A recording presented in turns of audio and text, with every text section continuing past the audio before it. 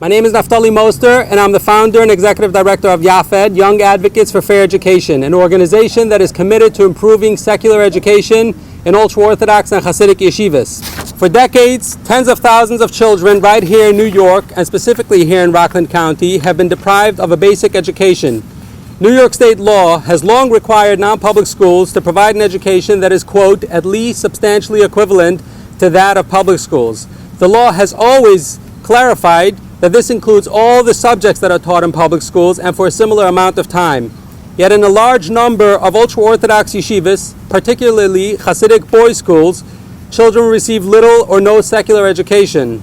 On average, Hasidic boys receive just 90 minutes of secular instruction in elementary and middle school. This takes place at the end of the school day and only 4 days a week. The secular education usually consists of just basic English and arithmetic, and no other subjects are taught.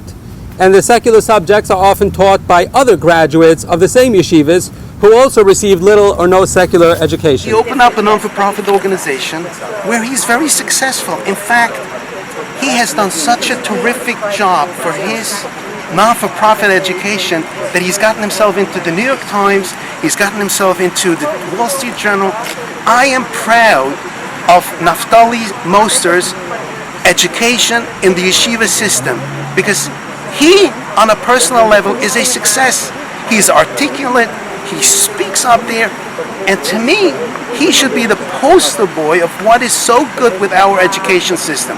Therefore, I say that this is the biggest hoax perpetrated by the state of New York in the last years that I can remember. I can tell you, I got hundreds of requests to come to this meeting. People from the community say, I can't come, I gotta go to a job, I gotta this, I gotta this, that.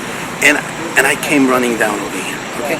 So people in the Hasidic community who went to Hasidic schools and still are Hasidim and still appreciate what our culture, what our traditions, what our religions has to offer, see this as an attack on us, not just on the education. That's unfortunate for you that you see this as an attack. I'd like the audience to say. Like, thank you. Why are you bringing up, like...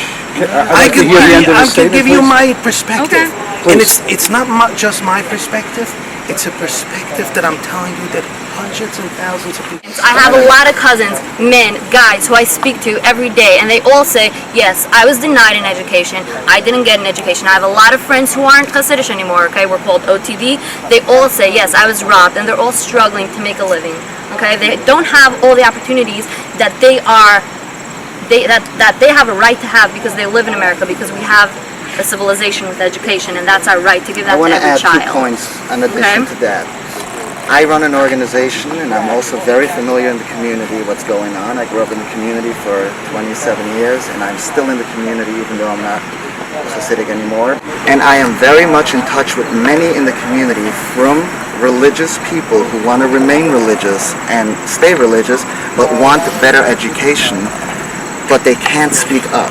So it's saying, I grew up Hasidic, I always voted as a black vote, whatever the community leaders... Let me finish my point. I know, saying there are tens of thousands of people in the community who submitted letters to the state doesn't mean anything about the education. All it means is that the rabbis and community leaders asked them to do it, and they did it. For 30 years, I did the same. We were told who to vote for, and I voted as a black. Every time.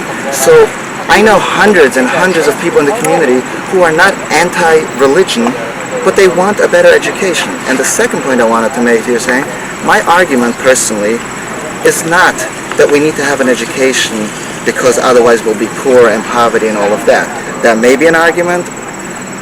We all have, as an individual, a right to an education, and no one should be denied that right. It's end of story. Has nothing to do whether they will be poor, they won't be poor. Correct, but education is what forms the individual.